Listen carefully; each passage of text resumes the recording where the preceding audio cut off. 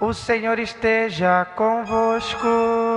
Ele está no meio de nós. Proclamação do Evangelho de Jesus Cristo segundo Mateus. Glória a vós, Senhor. Naquele tempo, Jesus contou outra parábola à multidão. O reino dos céus é como um homem que semeou boa semente no seu campo. Enquanto todos dormiam, veio seu inimigo, semeou joio no meio do trigo e foi embora. Quando o trigo cresceu e as espigas começaram a se formar, apareceu também o joio. Os empregados foram procurar o dono e lhe disseram: Senhor, não semeaste boa semente no teu campo? De onde veio então o joio? O dono respondeu: Foi algum inimigo que fez isso. Os empregados lhe perguntaram: Queres que vamos arrancar o joio? O dono respondeu: Não. Pode acontecer que arrancando o joio, arranqueis também o trigo. Deixai crescer um e outro, até a colheita. E no tempo da colheita, direi aos que cortam o trigo: arrancai primeiro o joio, e amarrai-o em feixes para ser queimado. Recolhei, porém, o trigo no meu celeiro. Jesus contou-lhes outra parábola. O reino dos céus é como uma semente de mostarda, que o homem pega e semeia no seu campo. Embora ela seja a menor de todas as sementes, quando cresce, fica maior do que as outras plantas, e torna-se uma árvore, de modo que os pássaros vêm e fazem ninhos em seus ramos. Jesus contou-lhes ainda uma outra parábola.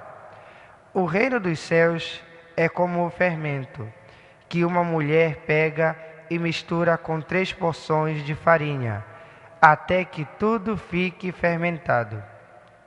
Tudo isso Jesus falava em parábolas às multidões. Nada lhes falava sem usar parábolas, para se cumprir o que foi dito pelo profeta: Abrirei a boca para falar em parábolas. Vou proclamar coisas escondidas desde a criação do mundo.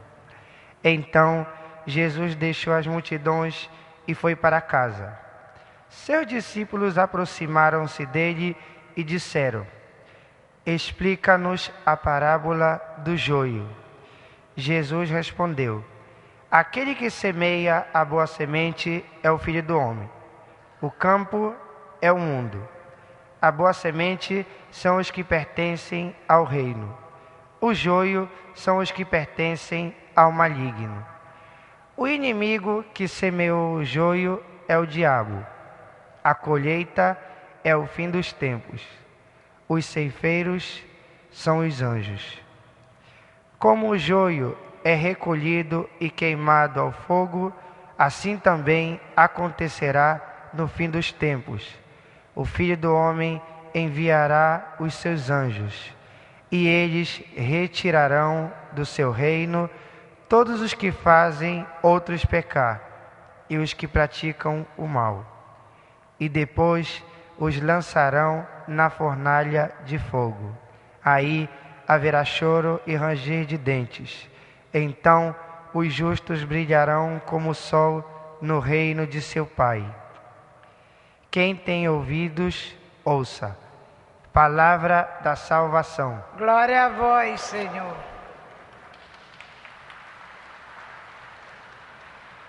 Sentadinhos um momento. Antes de fazer a reflexão do Evangelho, eu queria fazer uma pequena apresentação. Primeiro eu quero dar graças a Deus e a nossa mãezinha, Nossa Senhora de Nazaré, por ter me dado a oportunidade de hoje estar celebrando essa missa aqui na Basílica, nesse horário. Por que eu digo isso? Porque foi dentro desse horário que praticamente começou também parte da minha vocação. Eu, aqui da Basílica, fui coroinha, muitos tempos aqui. E é um grupo que eu tenho muito amor e carinho. E também aqui na Basílica, depois de um período, eu fiz parte dos guardas, que está aqui os irmãos da guarda. Então, era metendo tudo na mesma panela, dava uma mistura de guardainha, tá certo? Coroinha com guarda. Então, para mim, é uma alegria poder estar aqui. Eu sou barnabita, sou daqui do bairro da Cremação, mais conhecido também como Crema Bala, porque é perigoso ali, mas está melhorando. E eu estou atualmente lá na Argentina, tá certo? Eu sequei a Argentina, não torci para ela não, e deu a Alemanha, tá bem. E agora eu estou aqui até o dia 5 de agosto. Então hoje me deram a missa para me celebrar nesse horário das 6:30 da manhã. Por isso que eu estou alegre, aqui eu posso ver muitas senhoras aqui, as irmãs também, que algumas me acompanharam quando eu era coroinha daqui. E tem eu era muito atentado no grupo dos coroinha, mas tem sempre uma frase que a gente não deve esquecer: para Deus nada é impossível. E eu acredito que o que aconteceu na minha vida foi tudo graça de Deus. E hoje estou aqui na missão que Jesus me confiou, que é de anunciar o reino de Deus aonde Ele me enviou. Pode ser que no futuro eu venha aqui. Às vezes a gente tem um pensamento e Deus tem outro. O importante é que se faça a vontade dele e não a nossa, tá bem? Então, tá bem, um aplauso aí.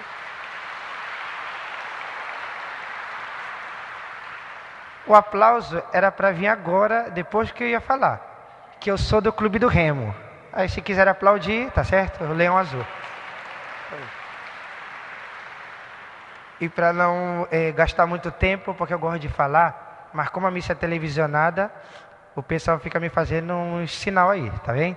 Então a gente vai tentar resumir o Evangelho. A gente escutou 3 leituras hoje, certo? Mas das 3 leituras, a gente vai tentar reflexionar mais o Evangelho, porque dá para muito. E dá para fazer muita reflexão pessoal, e eu acho que a gente deveria ficar nele.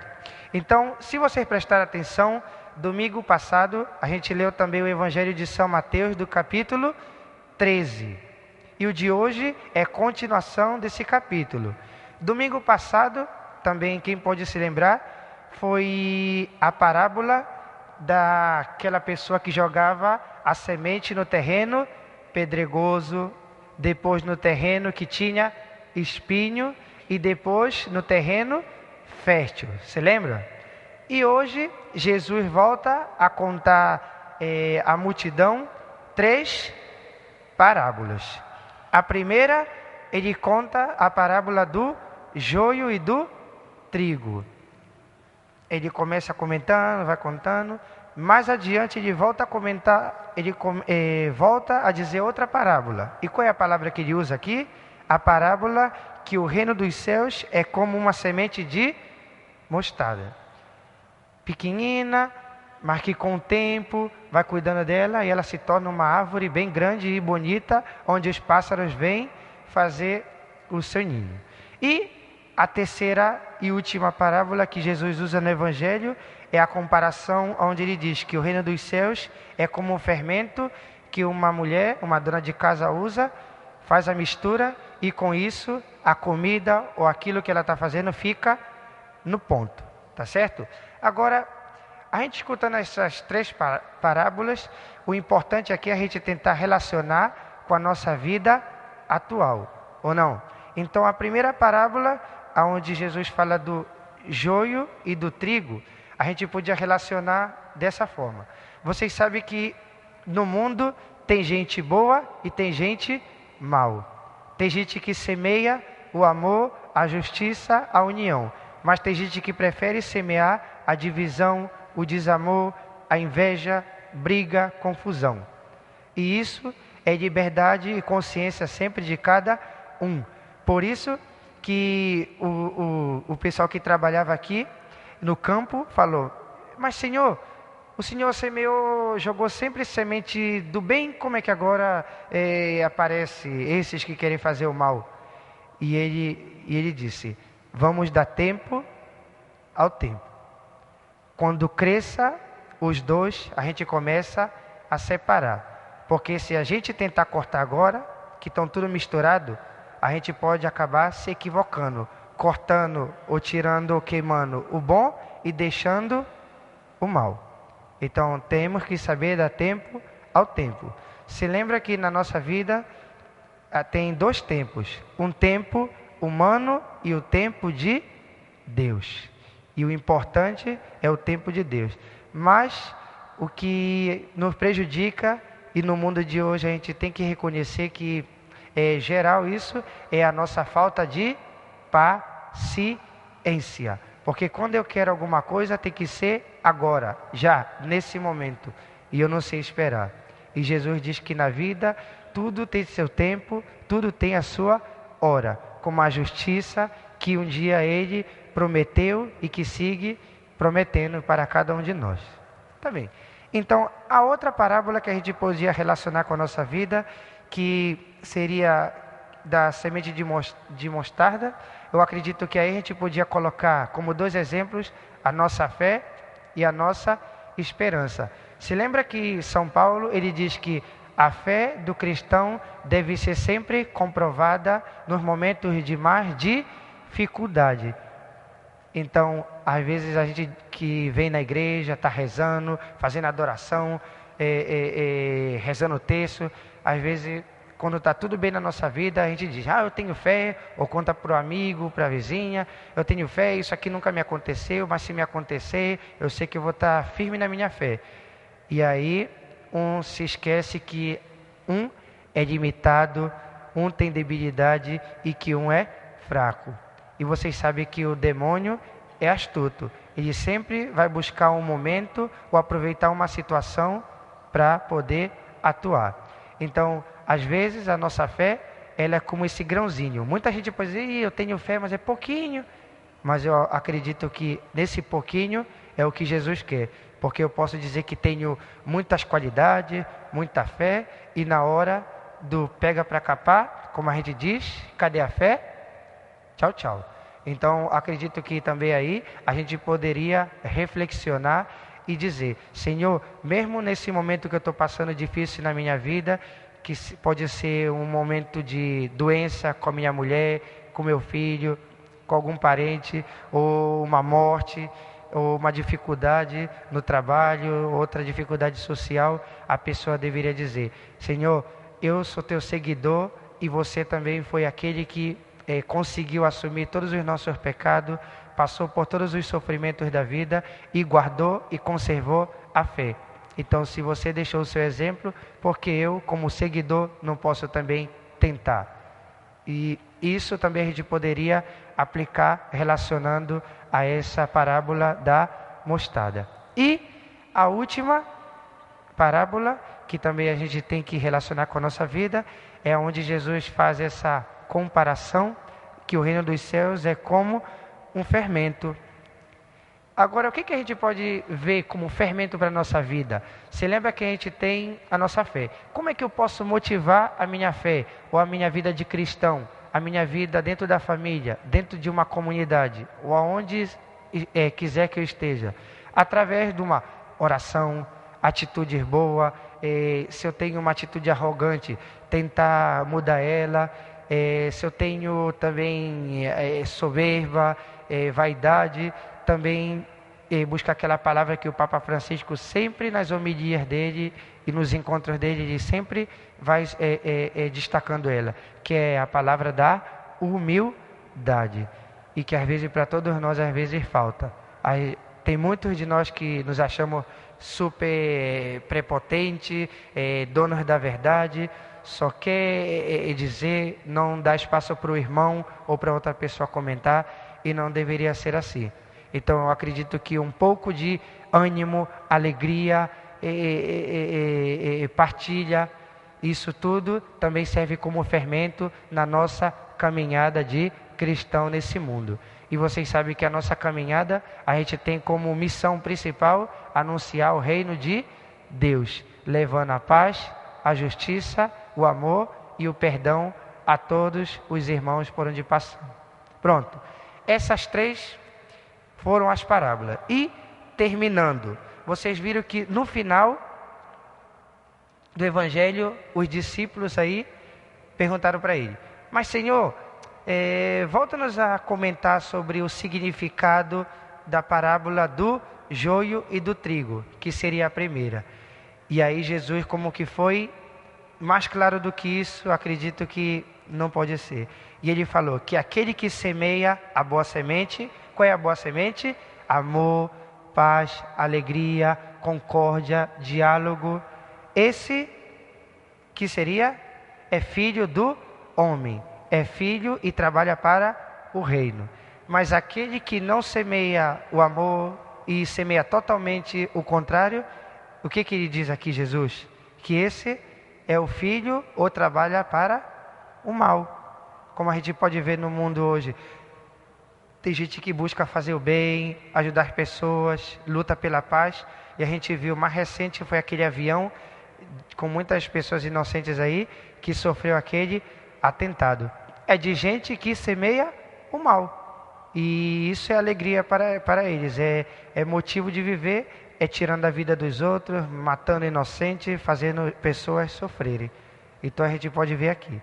Outra comparação que Jesus fala aqui dentro dessa explicação é que a boa semente são aos que pertencem ao reino. O joio são os que pertencem ao maligno.